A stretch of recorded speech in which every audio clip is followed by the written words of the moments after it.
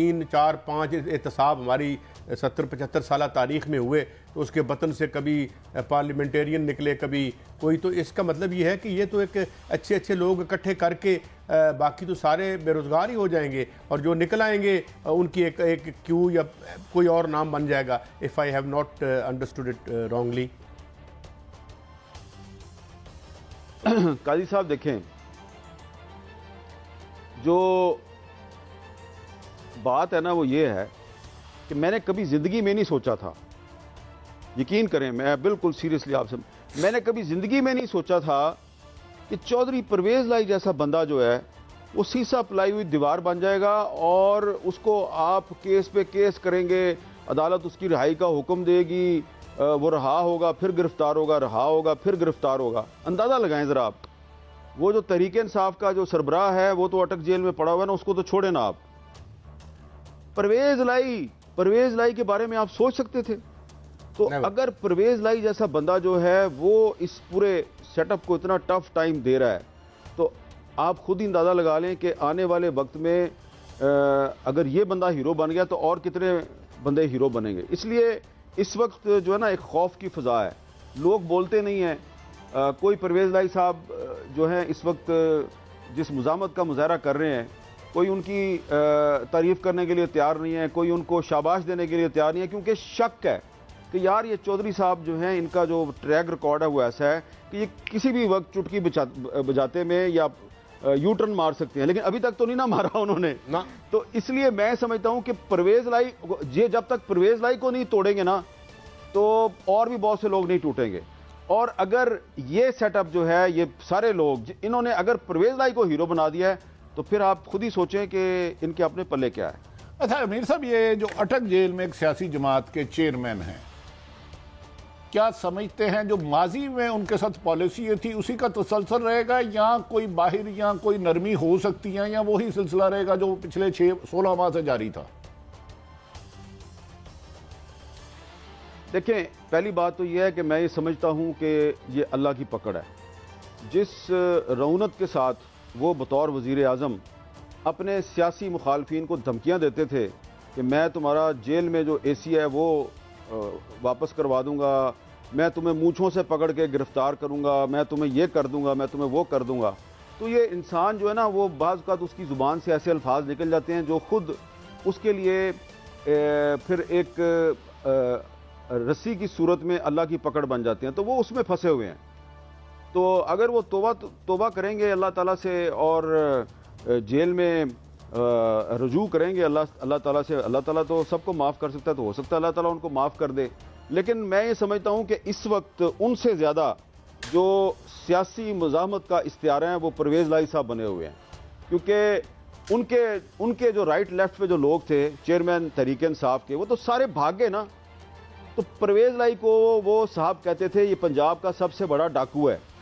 تو پنجاب کا ایسا لگتا ہے کہ پنجاب کا سب سے بڑا ڈاکو جو ہے وہ اب پنجاب میں سیاسی مزاحمت کا سب سے بڑا استعارہ بن گیا ہے اور میچ پڑ گیا ہے چیئرمین تحریک انصاف اور پرویز لائی میں کہ کون زیادہ مزاحمت کرتا ہے. اب دیکھیں کون جیتا ہے. اچھا میر صاحب، گزارش ہے، آپ نے کہا کہ یہ مکافات عمل ہے، اللہ سے رجوع کرے. اللہ تو رب العالمین ہے، کل کائنات کا رب ہے، اس کو اونگ بھی نہیں آتی. 3 دفعہ نواز شریف کی حکومت گئی، 3 دفعہ پیپلز پارٹی کی حکومت گئی، ان کی کیوں جاتی رہی؟ صرف موجودہ پی ٹی آئی کے چیئرمین پر بھی گرفتار نہیں تھی اور کسی پہ نہیں آتی یہ گرفت؟ دیکھیں نا، بڑا خوبصورت سوال کیا میرے بھائی نے. عارف امید بھٹی صاحب، یہ جو اختر مینگل صاحب نے پرسوں خط لکھے نا نواز شریف کو، وہ آپ خط پڑھیں. دیکھیں نواز شریف صاحب جو ہیں پہلی دفعہ وزیر اعظم بنے اور وزیر اعظم ان کو کس نے بنوایا آپ کو پتہ ہے، اور اس کے بعد جنہوں نے وزیر اعظم بنوایا انہوں نے انہی کے ساتھ پنگا کیا، فارغ ہو گئے. پھر دوسری دفعہ وزیر اعظم بنے جنہوں نے ان کو وزیر اعظم بنوایا ان سے پنگا کیا، پھر فارغ ہو گئے. پھر تیسری دفعہ وزیر اعظم بنے جنہوں نے وزیر اعظم بنایا ان سے پنگا کیا، پھر فارغ ہو گئے. تو اس لیے میں یہ سمجھتا ہوں کہ انہوں نے بھی اپنی غلطیوں سے سبق نہیں سیکھا. اور یہ بھائی صاحب تھے جو چیئرمین تحریک انصاف، ان کو تو 2018 میں جب یہ وزیر اعظم بنے تھے تو مجھے اچھی طرح یاد ہے کہ وزیر اعظم بننے کے بعد جو میری ان سے پہلی ملاقات ہوئی تھی بنی گالہ میں، تو میں نے ان سے کہا تھا کہ وہ غلطیاں نہ کرنا جو نواز شریف صاحب نے کی ہیں. تو انہوں نے پوچھا کیا مطلب؟ میں نے کہا جنہوں نے وزیر اعظم بنایا نا ان سے پنگا نہ لینا. تو اس نے کہا میں پاگل ہوں. اور اس کے بعد پھر انہوں نے جہاں پہ اپنا مفاد تھا وہاں پہ ان کی بات نہیں میر صاحب مانی، کہتے ہیں اور آپ نے جہاں جو پہ اپنا فرمایا مفاد نہیں تھا وہاں پہ ان کی بات مان لی۔ بات تو سچ ہے مگر بات ہے رسوائی کی۔ چلیں یہ ایک تھوڑی سی یہ بھی بات بتاتے جائیں، صحافی اپنے آپ کو کتنا تبدیل کریں کہ وہ ایمانداری سے، صرف دیانتداری سے اپنے فرائض انجام دیتے رہیں؟ کیا ہمیں بھی کسی احتیاط کی ضرورت ہے؟ آپ کیا رہنمائی کرتے ہیں؟ دیکھیں آج کے دور میں جو صحافی ہیں نا ان کو دو کام کرنے چاہیے۔ نمبر ون کہ یہ سوچ لیں کہ بھئی آپ صحافی ہیں، آپ کسی سیاسی جماعت یا کسی انٹرسٹ گروپ کے آپ ترجمان نہیں ہیں، اور آپ نے صرف صحافت کرنی ہے، صحافت کو سیڑھی بنا کے آپ نے حکومت میں نہیں آنا، یا کوئی بڑا آپ نے سرکاری عہدہ حاصل نہیں کرنا۔ جس وقت آپ صحافت کو سیڑھی بنا کے کوئی سیاسی یا سرکاری عہدہ حاصل کر لیتے ہیں تو اس کا مطلب ہے پھر آپ نے صحافت کو خیر بات کہہ دیا، تو پھر آپ وہی کام کریں، پھر واپس صحافت میں نہ آئیں۔ مجھے یہ بڑی تکلیف ہوتی ہے کہ کچھ لوگ جو ہیں وہ بار بار جو ہے وہ میر صاحب آپ نے جانا ہے، اور کتنی اچھی بات کی آپ نے، کتنی اچھی بات کی کہ وہ اگر آئیں بھی میڈیا پر، جنہوں نے توشہ خانے سے مال پکڑا یا عہدے لیے، تو اس پارٹی کے سپوکس پرسن بن جائیں۔ Very good. اور آج میں ایک بات اور بھی کہہ دوں، آپ کے ساتھ میں نے تصویر دیکھی اس صحافی کی جو شہید ہوئے آج، تو میں ان کا بھی ذکر کرتا چلا جاؤں کیونکہ ہاں آپ ہمیشہ ان کا، میں ایک سوال تشنہ رہ گیا تھا۔ آپ نے کہا کہ وزارتیں جو بنیں گی وہ بھی کچھ صحافی اپنے ٹویٹس میں ناموں کی لسٹ دے رہے ہیں، تو آپ کے خیال میں وہ نام بھی غائب ہو جائیں گے، اور وہی جس طرح بھنک نہ پڑنے کی بات ہم نے کی، کسی کو بھنک نہیں پڑ رہی اس کی؟ دیکھیں ایک دو نام تو شاید وہ آ جائیں، اور وہ جس کا نام، جس نے یہ بھٹی صاحب کو بتایا نا، کل رات کو میری ایک جگہ پہ ملاقاتیں ہوئی وہاں پہ، تو وہ صاحب تو ہیں اس میٹنگ میں، تو وہ بھٹی صاحب سے آپ ان کا نام پوچھ لیجئے گا، کیونکہ وہ میرے لیے اخلاقی طور پہ مناسب نہیں ہے کہ میں ان کا نام ڈسکلوز کروں۔ لیکن میری اطلاع یہی ہے کہ یہ جو نام آ رہے ہیں نا سوشل میڈیا پہ یا اخباروں میں یا ٹی وی چینلز نے ایسی لسٹ بنائی ہوئی ہے، یہ بھی بن رہا ہے، یہ بھی بن رہا ہے، وہ کوئی نہیں ہے، اس میں بہت سے سرپرائز ہوں گے آپ کے لیے، اور آپ کو سمجھ آ جائے گا کہ اگلے 1.5-2 سال میں پاکستان میں ہونا کیا ہے۔ اچھا امیر صاحب ایک آخری سوال اس کے بعد میں جانتا ہوں آپ کا ٹائم قیمتی ہے۔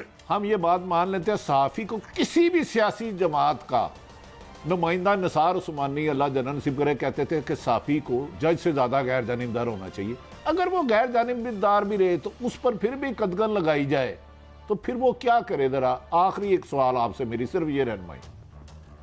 اچھا بھٹی صاحب، اللہ تعالیٰ آپ کو مزید عزت دے، آپ نے میرے لیڈر، میرے آئیڈیل نثار عثمانی صاحب کا نام لیا ہے۔